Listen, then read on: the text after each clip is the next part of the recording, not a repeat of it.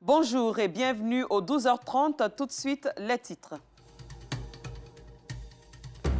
Nous irons dans la commune de Treichville pour une immersion au centre artisanal de la ville d'Abidjan, Cava, un espace riche en œuvres d'art et en couleurs. L'escale 225 à suivre dans cette édition. Ce 7 mai est dédié aux orphelins du sida, une journée pour les soutenir et revenir sur leur prise en charge qui représente un véritable défi humanitaire. La commune de Treichville rayonne grâce à des articles aussi beaux qu'originaux. Le centre artisanal de la ville d'Abidjan-Cava est un véritable creuset d'art. De talentueux artisans de plusieurs nationalités font la renommée de ce temple artisanal qui reçoit des touristes de divers horizons. Avec Afisiata Karamoko Dosso, faisons un tour dans ce centre dédié à la vente d'objets artisanaux. L'escale 225, c'est maintenant.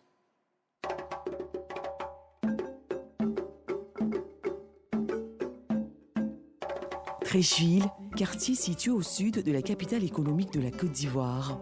Dans cette commune historique, vous trouverez le Cava, centre artisanal de la ville d'Abidjan, un espace destiné à la vente d'objets d'art originaux.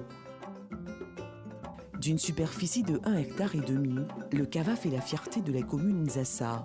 Des touristes venus des 4 coins du monde s'y rendent régulièrement pour découvrir des pièces rares, des objets authentiques. Je connais le Cava depuis que je suis toute petite en fait.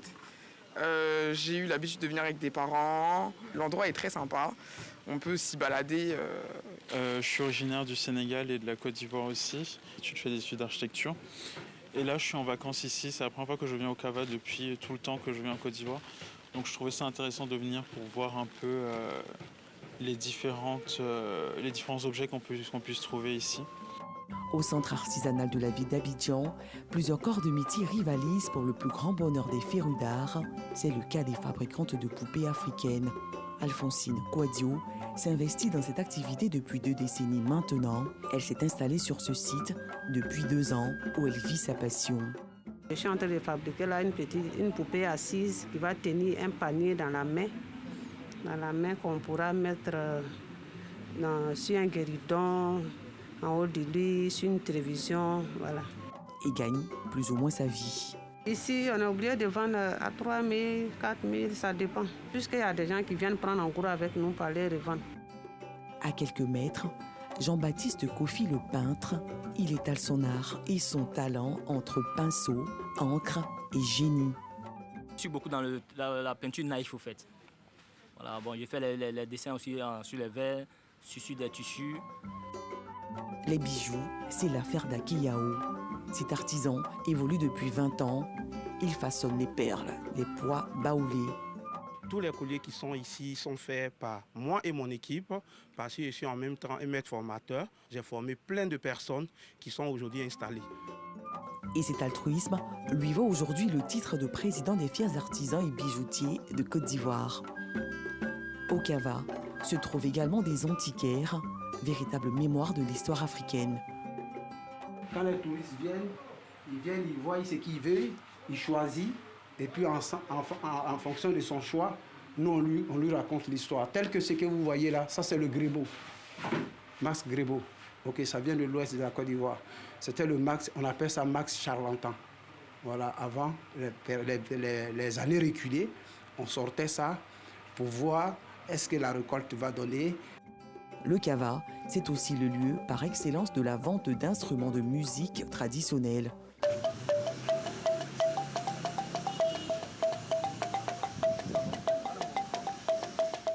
Du balafon, identité culturelle du peuple sénoufo, en passant par la castagnette, le tam-tam traditionnel, les maracas, le aoko, on y trouve divers instruments et les clients semblent bien s'amuser.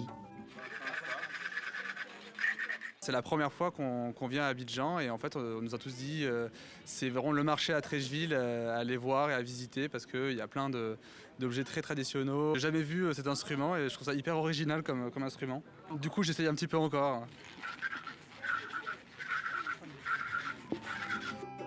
Le Cava, à l'image de la commune qui l'abrite et l'Afrique en miniature, les peuples des pays voisins y sont confortablement installés.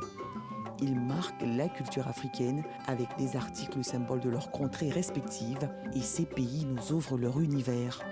Le Mali, avec son original tissu bogolan et ses dérivés. C'est ça qu'on appelle la culture malienne du bogolan. Donc ça se fait un peu de tout, ça se fait des vêtements et des couvertures pour la décoration. Donc on peut faire plein de choses avec. Le Burkina Faso, avec ses objets en bronze.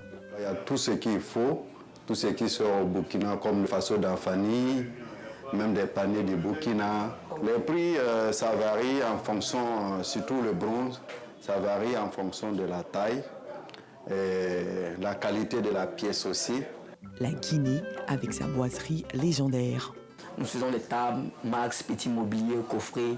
Nous avons reproduit notre président Alassane Ouattara en bois. Voilà que vous pouvez voir ici, voilà, avec Madame Dominique Ouattara. Que dire du Cameroun? Pour la décoration d'intérieur, les fêtes, tout ce que vous voulez, vous avez les joujouades qui sont là, c'est-à-dire le joujou de la tête. C'est normalement, au départ, ce sont les coiffures des danses traditionnelles de l'Ouest. Donc ça se portait comme ça.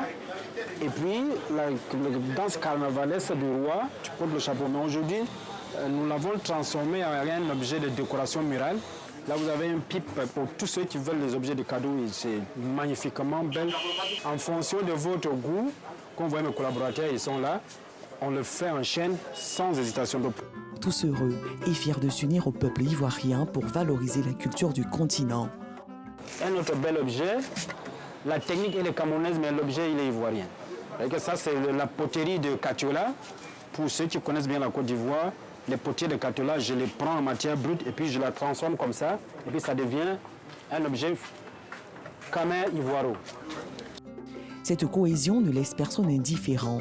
Nfali Traoré, antiquaire professionnel, en est un témoin oculaire. Il est le premier commerçant du Kava. Il raconte l'histoire de ce centre. On dit on va casser au sardin, donc au plateau. Donc, on doit s'asseoir place. Lui, il avait dit à l'époque, il n'y a pas l'argent pour construire un nouveau centre. Bon, ministre de l'artisanat, avec les touristes, M. Delaforce, il dit on va faire appel d'offres. Donc, il a fait appel d'offres. L'ambassadeur du Canada a répondu. Donc, on a trouvé des terrains ici. Ils ont commencé à construire. C'est fini. On est déménagé ici. Quand on est arrivé, tout qui était au plateau, tout le monde est revenu ici. Bon, quand Cocody est brûlé aussi, on a fait venir les gens de Cocody. Il a tout de même des regrets. Par jour, à l'époque, on gagnait 100 000, 200 000, 300 000, 3 millions. Depuis le vieux est mort, l'artisanat Côte d'Ivoire est mort. Tu vois, personne ne se coupe de nous. Ce temple de l'art a tout de même subi des rénovations. Et le doyen du temple est reconnaissant des actions entreprises par les autorités ivoiriennes. C'est grâce à la première dame, on est connu même après la crise. Parce que la première dame, il ne manquait pas ici. Bon, tout dernièrement, il est venu, il a donné à nous 1 million. Les murs étaient tombés, les graisses étaient déchirées. On a construit les murs. Le Kava, c'est 138 box et plus de 182 artisans. Ils sont tous réunis au sein de la Soko Kava, Société coopérative du Kava. Abou Ouattara est le secrétaire général de cette organisation. Il n'hésite pas à lancer un appel. L'âme de la Côte d'Ivoire se trouve ici. Donc nous invitons tout le monde entier de venir faire une découverte. Par exemple, nous pouvons prendre les objets du Cameroun, du Burkina, pour mettre aussi. C'est comme ça que nous demandons aussi aux Ivoiriens aussi de venir acheter pour promouvoir aussi l'art. Fondé en 1990, le Kava, centre artisanal de la ville d'Abidjan, a ouvert ses portes au grand public 2 ans plus tard.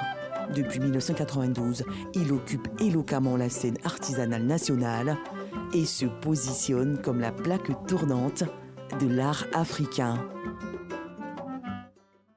Merci Afisiata Karamoko Dosso pour cette belle promenade au sein du Kava. Toutes les 15 secondes, le sida tue un papa ou une maman. Le 7 mai, c'est la journée mondiale des orphelins du sida. En 2005, ils étaient déjà plus de 15 millions. La journée mondiale des orphelins du sida a été créée en 2002 par l'association FXB International. Et lors de cette journée, plusieurs organisations, regroupements et États se mobilisent afin de sensibiliser les gens au sort des millions d'enfants qui sont affectés par cette pandémie et dont 95% vivent en Afrique. En plus de la perte d'un ou deux parents, avec toutes les lourdes responsabilités qui accompagnent ces deuils, ces enfants subissent la discrimination et l'exclusion de leur communauté au quotidien. Ils n'ont souvent plus accès à l'éducation et aux soins de santé. Par ailleurs, les communautés déjà très vulnérables n'ont pas toujours les capacités de bien s'occuper de ces enfants. Ces derniers sont livrés à eux-mêmes et donc plus vulnérables à toutes sortes d'abus. La lagune est une perle rare. Elle est devenue une poubelle dans certains quartiers d'Abidjan. Les abords de ce patrimoine national, qui pourrait être des lieux d'attraction, comme dans certains quartiers, sont bondés d'ordures de tout genre.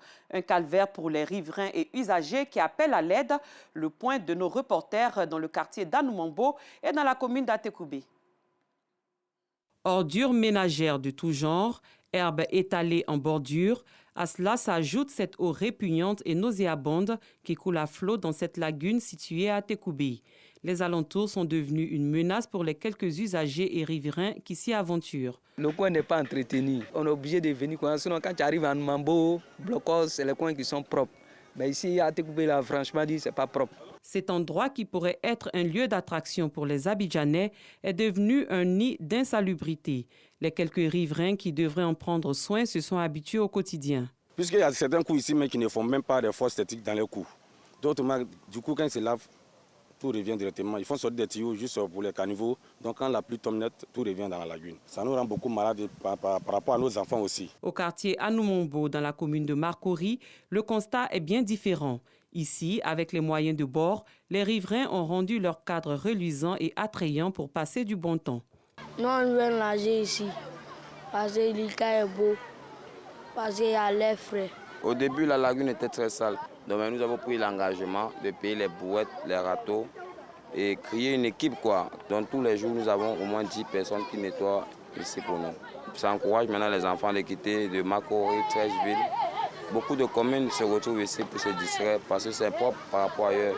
Cet endroit, encore appelé Brésil pour son côté plaisant, est un modèle pour les riverains des abords de lagune. Il fait la fierté de la ville d'Abidjan, perle des lagunes et non perle des ordures. Un mot d'entrepreneuriat à présent. Les cadres d'Abobo invitent les jeunes à être des modèles dans la société en mettant fin à tout comportement pouvant nuire à leur réussite. Ils se sont rendus dans un lycée de la commune. Objectif, offrir des ordinateurs et des imprimantes aux élèves avant de mettre le cap sur la maison des jeunes. Des actions pour encourager la jeunesse à entreprendre.